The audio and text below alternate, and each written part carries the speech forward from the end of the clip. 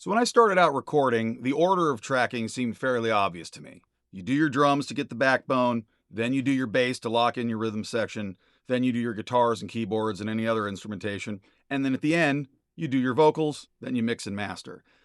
What I realized over the years was that when I would track bass after drums, the bass would certainly lock in with the drums well, but it created a limitation as to what I could do with my guitar layering.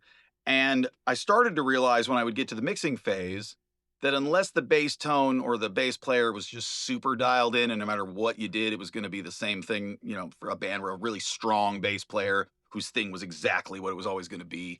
That sometimes still works, and I will track a bass player first in that situation. But usually, what ended up happening is I realized that I had bass that didn't fit my production because there's tons of layers of guitars.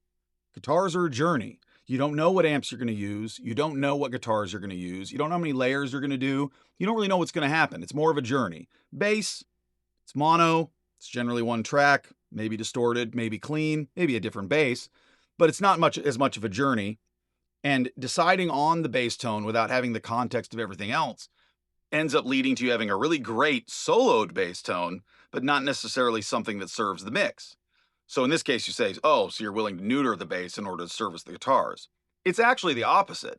By having all of the guitars and having the drums, you now know how you can fit the bass around everything to get maximum bass volume without fighting the other instruments or just having a big sounding bass that no one's ever going to hear in the mix.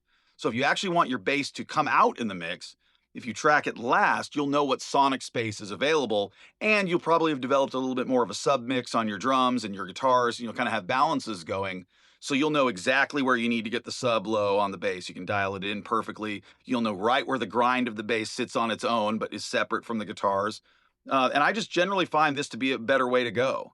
So yeah, it's one of those things where you start out and you kind of think drums, bass, the whole rhythm, tying the rhythm section thing together.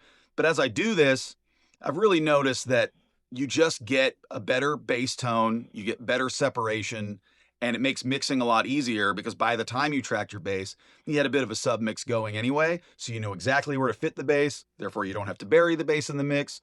The mix is already kind of dialed in. The bass just slots right in and makes everything super easy. So I think that's a thing that a lot of people don't necessarily know. It's been super helpful to me, and maybe it'll be helpful to you.